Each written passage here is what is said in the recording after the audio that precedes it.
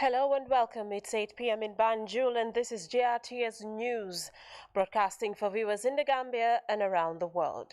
In our headlines this hour, the President, Barrow, expands the mandate of government spokesperson Ibrahim Sankare by appointing him as the presidential advisor on diaspora affairs. Meanwhile, the Gambian leader, President Barrow, returns to Banjul from Accra, where he joined fellow West African leaders to address political and security situation in the sub-region. Plus, Vice President Aliou Badara Diouf presides over the closing ceremony of a three-day retreat held in Foni, Kassanji. In sports, Scrabble players take part in the National Scrabble Championship organized by the Gambia Scrabble Federation. And several hundred protesters march in Akron, Ohio, after the release of body on-camera footage that showed police fatally shooting a black man with several dozen rounds of bullets. Well, those are the top of the news and much more coming ahead with me, Marianne Ajayi, and do stay with us.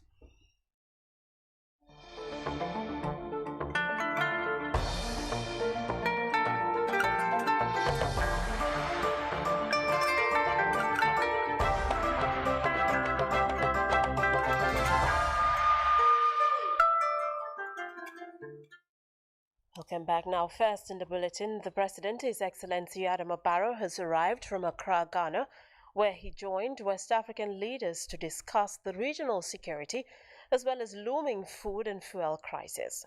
The 61st Ordinary Session of ECOWAS Head of States and Governments have wrapped up with the nomination of the Gambia's Dr. Omar Toure as the new President of the ECOWAS Commission. Shortly after his arrival at the Banjul International Airport, President Barrow spoke to GRTS about the sub-regional meeting in Ghana. Well, here is an excerpt.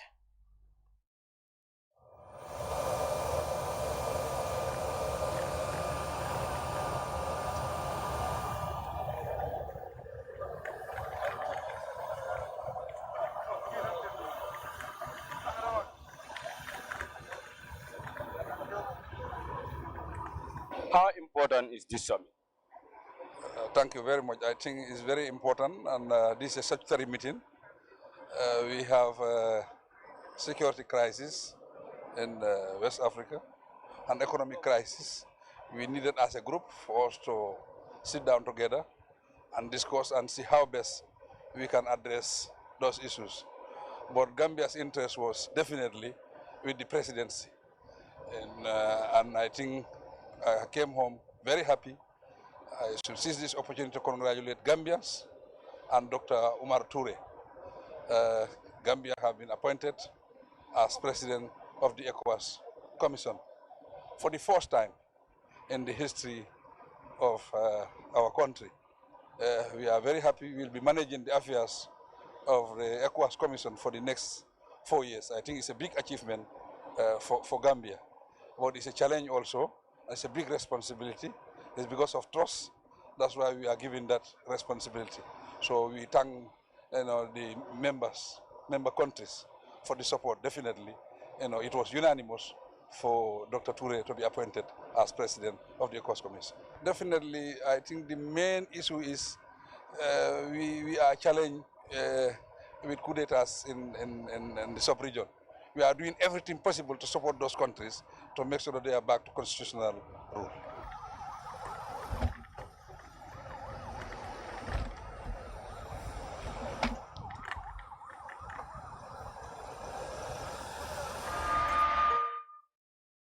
Now, that was His Excellency President Barrow there talking to GRTS's Baba Silla. Now, meanwhile, West African leaders have wrapped up a day's meeting in Accra, marking the 61st Ordinary Session of the Authority of the Heads of States and Government.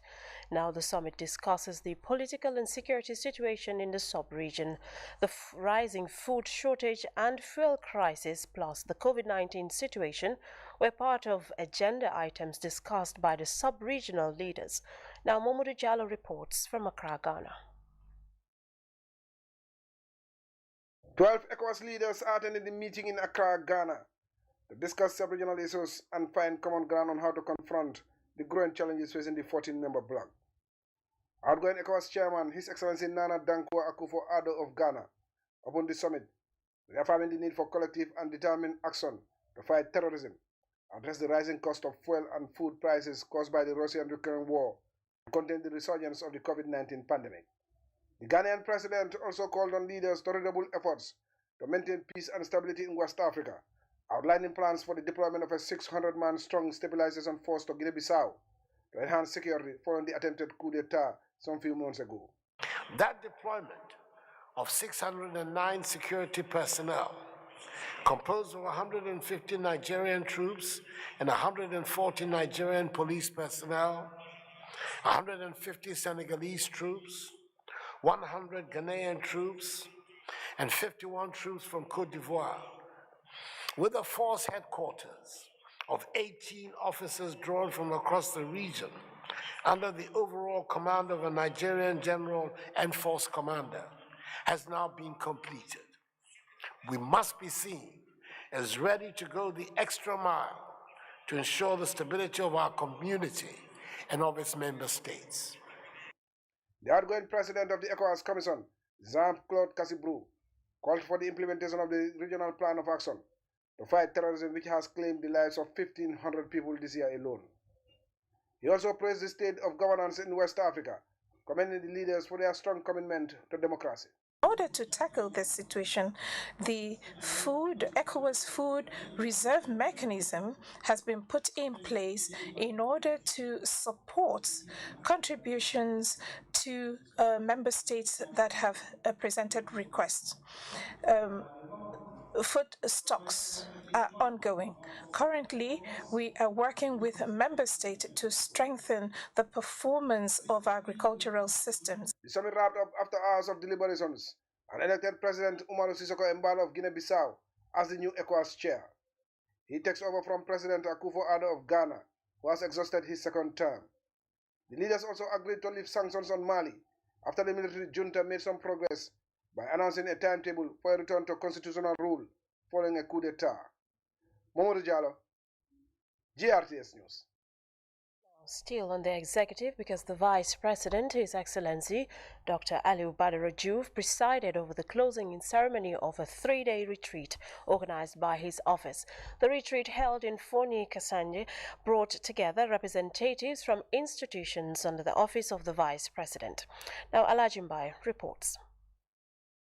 The retreat was meant to enable institutions under the office of the Vice President to present their activity reports for the second quarter of the year, as well as their plans for the next quarter.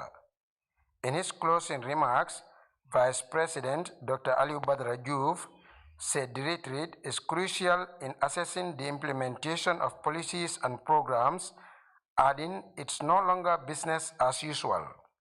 It was on the mandate of the President that we were tasked to come up with programs and policies that are feasible, implementable, achievable, and measurable. In another, 4 months or 6 months, we are able to hold ourselves to account, assess ourselves, and then go back to the Chief Executive and say that we were able to do that. So in a year's time, we will be able to track the progress that the different institutions have made, and what were the challenges and how we were able to overcome those challenges. So that is what is important for me, is the results, because the President wants the results and he has tasked us to achieve results. And he has said it is not business as usual, and that's why we are saying it's not as business as usual. And we would set the tone for the rest of the civil service or the public service. The Permanent Secretary, Office of the Vice President, Dauda Sise, urged participants to strengthen monitoring and evaluation, as well as ensure the timely delivery of activities in their various action plans. His Excellency, and I remind all of us that during his opening of the retreat, did stress the need to have this right now, because it's not business as usual, Why? Because there is a changing context globally, nationally, in terms of the environment. So we need to adopt or adapt to those changing environment in terms of the mode of delivery of our respective programs. So, and I think this was relevant. It's relevant, and then this is where we can identify actually and demonstrate the capability that we can do it in terms of our strengths and weaknesses. The institutions include the Office of the Vice President, the National Social Protection Secretariat, National Nutrition Agency, National Disaster Management Agency, National Population Commission Secretariat, National Center for the Coordination of Early Warning and Response Mechanisms, and the Food Safety and Quality Authority. Alajimbai, GRTS News.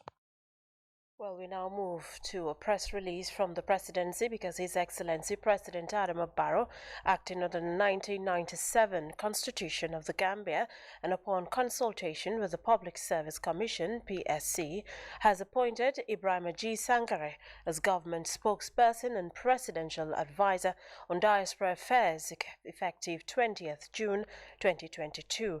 Now directly answerable to the President of the Republic, the spokesperson manages political information of the President and centrally coordinates the strategic internal and external communications of the government. His Excellency speaks on behalf, Ibrahima G. Sankara speaks on behalf of the President, Cabinet Ministers, and all other senior officials, both nationally and internationally. He was initially appointed by Barrow in June 2018 with his expanded portfolio and will advise the President on best practices for harnessing the potentials of the diaspora and guiding statutory entities in charge of diaspora matters. The release ends. Now moving on, building financial health for a brighter tomorrow is the theme for the Catholic Education Secretariat Cooperative Credit Union, the Gambia. This as the union chart ways to better the socio-economic status of teachers. Louis Mendy reports on the meeting that also adopted financial statements of periods under review. I would want to thank all the people who are here today for this union, and also thank them very much for participating in electing us to join the board to help raise up high the Catholic Mission Cooperative Credit Union to a higher height. Marciano Mendy, the Deputy Headmaster, Wana St. Teresa's Lower Basic School, is one of the 4 members of the new Board of Directors at the Catholic Education Secretariat Cooperative Credit Union, CESCO. The election of the new board members and the advisory committee was done at St. Peter's Lower Basic School on Saturday at the 18th Annual General Meeting of the Union. This meeting was also an opportunity for members to take stock of the union's activities, hence the reviewing of the previous year's operations and financial statement. And as highlighted in the books, CESCO is highly liquid, boasting of a total asset of over $77 million. Bernard Mane is the treasurer at the union. The total current asset is $75,185,157. That is 31st of December 2021. The total assets is $77,625,514. The total equity is $8,591,310.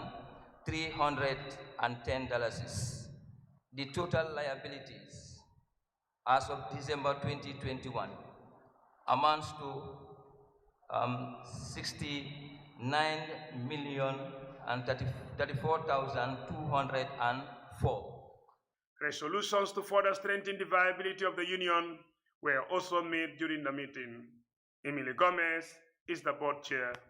Although COVID-19 still remains a challenge to all, and to which SESCO is not an exception, but we were able to achieve some of our objectives during the period under review.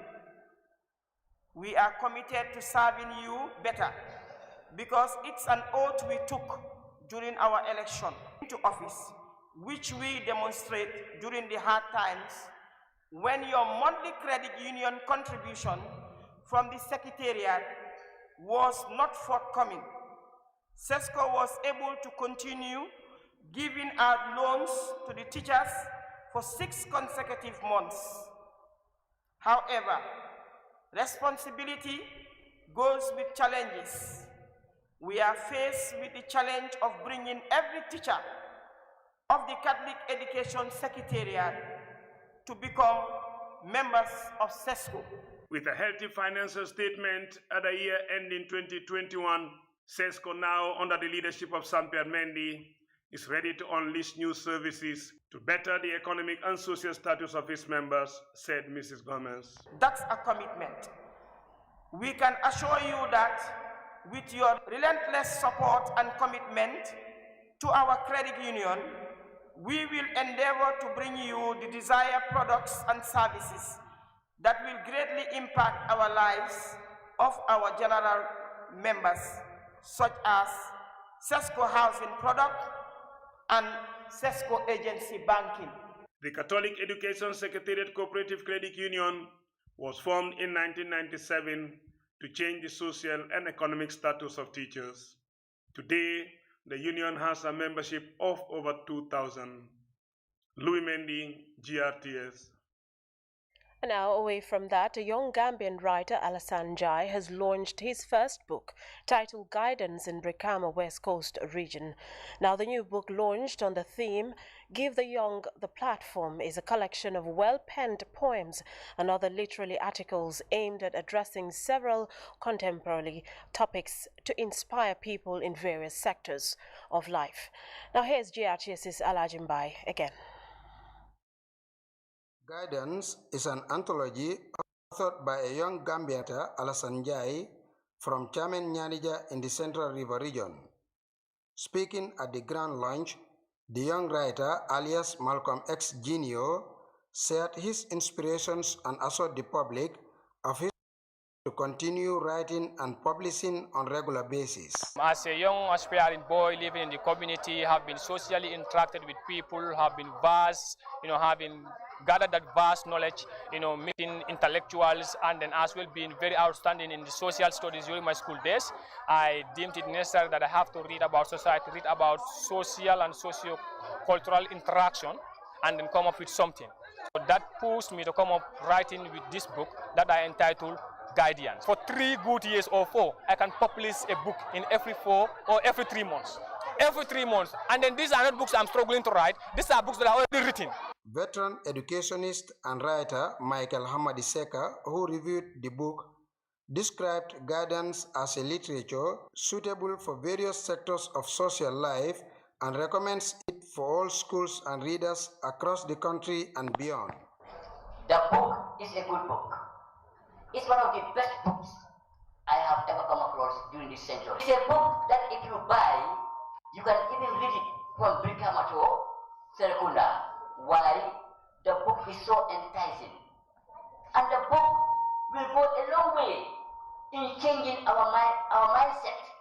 If any book fails to change the mindset of any individual, then there is no point in buying that book. The executive director of the World Writers Association, Modulamin Sow, who launched the book, described Alassane as a young man with great potentials.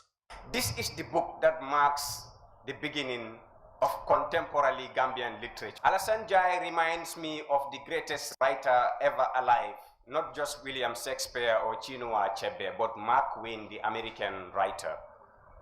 Because in Mark Twain's poem entitled Genius, and I will quote a few lines, he said, and I quote, "If you see a young man who has frowsy hair, a young man with frowsy hair, of course, and he is straightforward in terms of his dealings and look, and affects eccentricity, in dress, you may want to call him a genius. That is the man we are celebrating today. The country director of MRC Holland Foundation, Henrietta Sonko, assured the public of her foundation's commitment to the development of young talents, particularly in rural communities. I'm very proud to come here and to have an event around someone who went to school in Nyanija, went up to senior secondary school in CRR, became a teacher, and went back to teach in CRR again. Those are the type of people we as MRC Holland Foundation try to support. To many, this is an unprecedented book launch attended by young poets, actors, musicians, and comedians who were also given the opportunity to showcase their talents. Alajimbai, GRTS News. The Gambia Standards Bureau recently partnered with the large-scale ecosystem-based adaptation EBA project, organized a day's sensitization forum for stakeholders in the Lower River region. The forum held in Mansakongo focused mainly on the draft standards for agroforestry resources such as baobab and local tea products, amongst others. Well, our correspondent in the region, Usman Balde, reports. The interface is part of efforts and activities carried out by the EBA project to encourage and facilitate the establishment of natural resources-based enterprises. Balamusa Kijera, the EBA regional coordinator for Lower River Region, explains. We have a lot of trees that bear fruits, that have leaves, that have roots. We benefit from all these things. People make business out of them. If you go to the summer market now, you'll find a lot of individual local businessmen selling things from trees, either their root, their leaves, or their fruits. It's happening. You go there, even if you close your eyes, you'll see them. But how are they doing that? Is that organized? Is that up to standard? Is it acceptable? These are things that we have to consider. Moriba Toure, EBA Project Business Development Officer, said engaging regional stakeholders will contribute immensely to the attainment of the project goals on developing agroforest products. So that they will come out of this program with an authentic document that will be very beneficial.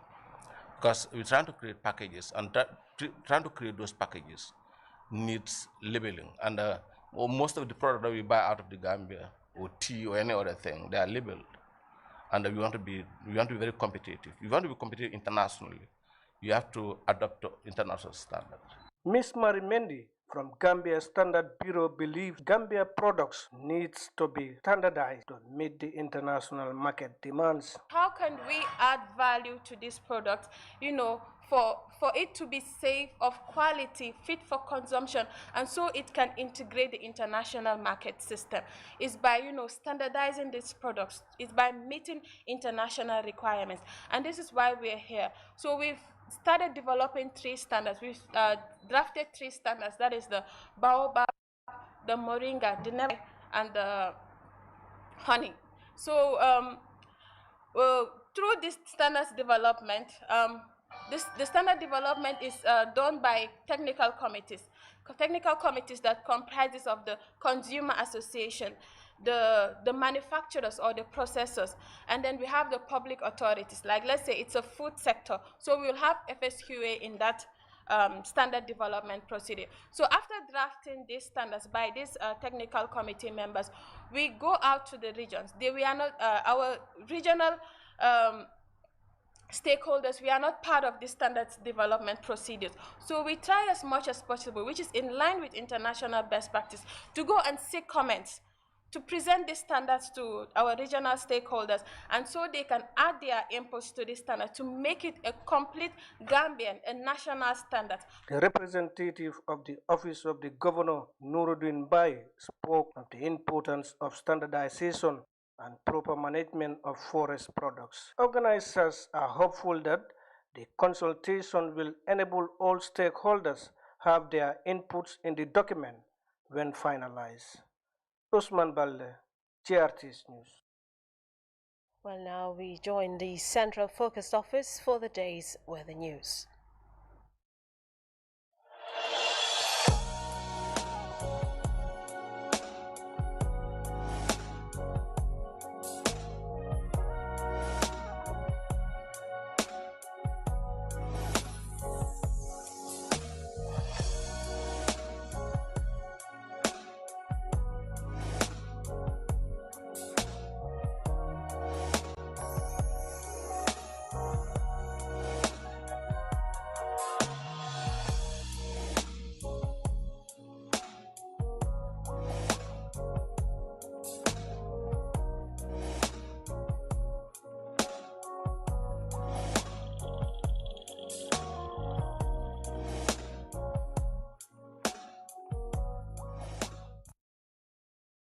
Welcome back. Well, we will now take a break, but up next is sports news.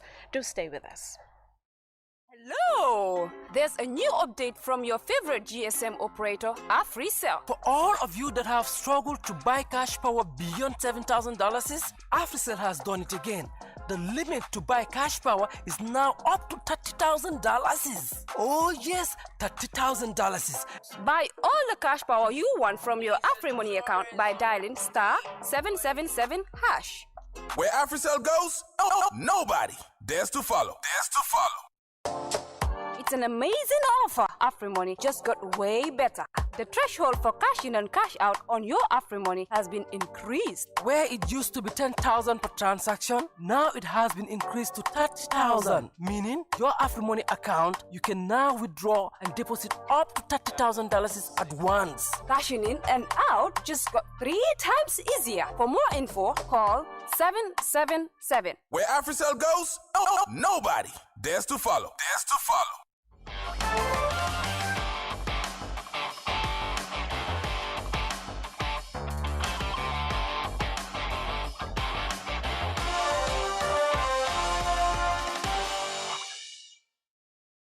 Now, in sports, the Gambia Scrabble Federation recently organized a national Scrabble championship, which is aimed at promoting the game in the Gambia. The championship also seeks to help the country's Scrabble governing body to select a formidable team that can represent the Gambia in international competitions. The two-day event was graced by Scrabble enthusiasts, including the former speakers of the National Assembly, Elizabeth Rena, and the governor of the West Coast region, Usman Bojang. Well, our sports correspondent Famara Baji tells us more. Research has indicated that playing Scrabble has numerous benefits that range from developing one's intellect to enhancing vocabulary, as well as strategy and encouraging social cooperation and bonding. These players passionate about the game are drawn from different regions. Under this roof, they united as a family in the spirit of Scrabble. Some of these players led the country to a bronze medal in the recently concluded championship in Ghana. In that first West Africa Scrabble Championship, the Gambia managed to make bronze. Nigeria, which is the leading Scrabbling nation in the world, took first in that one, naturally, and then Ghana took second, and the Gambia took third. It was a complete concentration as the players display mastery of the game, putting together tiles bearing letters to form words that score them points. In their words, one of the reasons for this tournament is to select a formidable Scrabble team.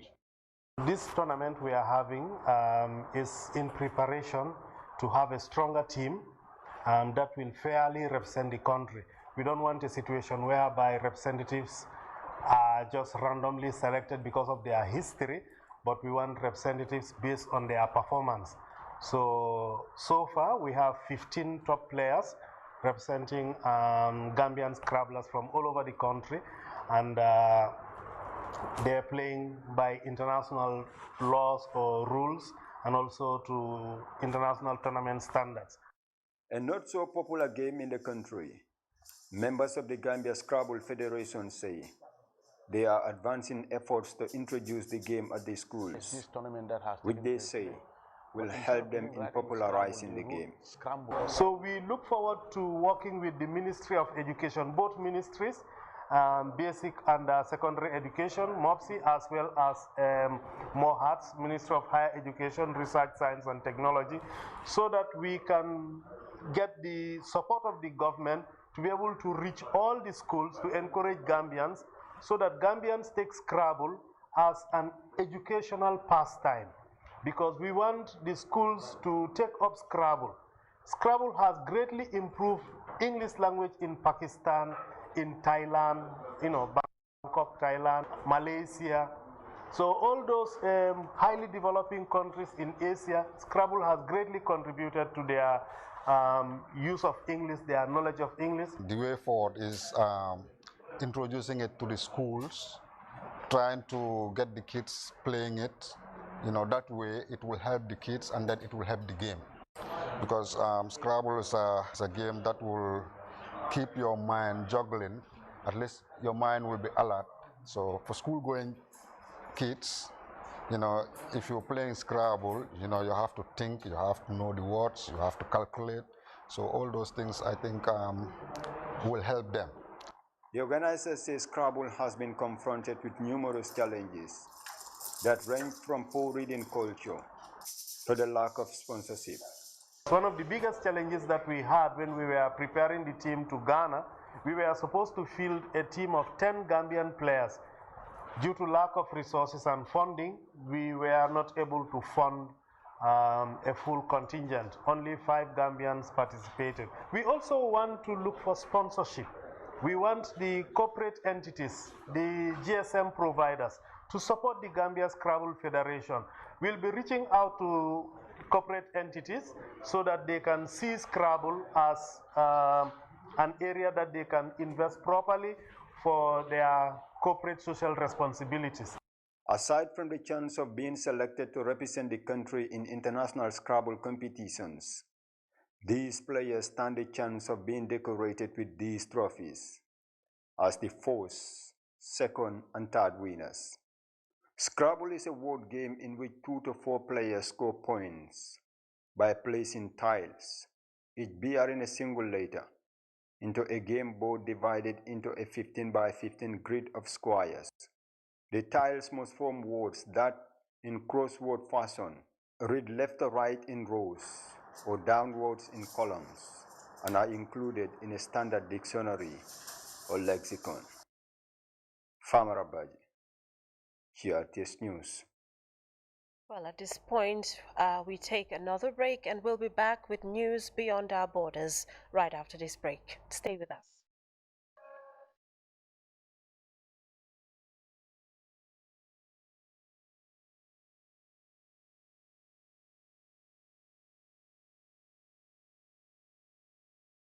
Welcome back. Now, in the international, several hundred protesters on Sunday marched in Akron, Ohio, after the release of body-on-camera footage that showed police fatally shooting a black man with several dozen rounds of bullets, as anger rose over the latest police killing of a black man in the United States. France 24 News has the rest of that story. And that information that you just gave, the fact that he was hit by at least 60 bullets, shot many more times, that information came out just yesterday, as well as a statement of more information about what happened during that chase given by the Akron police chief ahead of this 4th of July. And so Akron bracing itself for more protests today. There were some protests yesterday after that video was released of the body cam footage of the police officers involved in the killing. Tensions were pretty high, but there was no real violence to report, and according to authorities, nobody was arrested last night. That said, there are more protests planned for this afternoon, probably tonight too, and so both the local authorities as well as the family of Jalen Walker are calling for peaceful protest to keep everything in control and not to create more violence. The family, of course, saying that the more peaceful things remain, the more they will be focused on the investigation and on finding out exactly what happened. Yes, it has changed the situation, but at the same time, the video and the information given by the police chief have brought more questions to light. So what we know so far, at least according to the Akron police chief, is that Jalen Walker the police tried to attempt this traffic stop on Jalen Walker for some minor traffic violation. He decided to flee the scene first in his car. There was a car chase, then he ran out of his car. There was a chase on foot, Jalen Walker being chased by these police officers, and finally he was shot with at least 60 bullets hitting his body before he died at the hands of the police. The police saying that there was indeed a gun found in his car, but that gun was not on him when he was shot. So he was indeed unarmed at the time that the police opened a fire on him. And you mentioned that statement from the Akron Police Union, which says that the decision to deploy lethal force as well as the number of shots fired is consistent with use of force protocols and officer training. And that has angered a lot of activists, especially in Akron, as well as the family, with a lot of people saying, if these are the protocols, then the protocols are the problem, because people are asking, why is it protocol to fire that many shots at an unarmed person? The question is, of course, whether the police will be able to say convincingly that they felt under threat. They are saying that Jalen Walker turned around during the chase and seemed to be reaching for his waist, meaning that they felt the threat that he was possibly armed. And that is what the investigation will be focused on, whether this was actually an appropriate use of force and whether there was actually belief of a threat from the police, or whether this was a mistake by the police. But of course, again, family, authorities, police calling on everyone to remain calm. Well, viewers, this now brings us to the end of this bulletin with a quick look at our top stories once again. His Excellency President Adama Barrow has expanded the mandate of government spokesperson Ibrahim G. Sankare by appointing him as the presidential advisor on diaspora affairs. Meanwhile, the Gambian leader, President Adama Barrow, has returned to Banjul from Accra, where he joined fellow West African leaders to address political and security situation in the sub-region. Plus, Vice President Aliou Badara Diouf has presided over the closing ceremony of a 3-day retreat held in the Funis. In sports, Scrabble players took part in the National Scrabble Championship organized by the Gambia Scrabble Federation. And several hundred protesters have marched in Akron, Ohio, after the release of body on-camera footage that showed police fatality shooting a black man with several dozen rounds of bullets. Well, that was all in this edition, and thank you for the pleasure of your company. Do stay tuned and enjoy the rest of our interesting programs here on GRTS TV.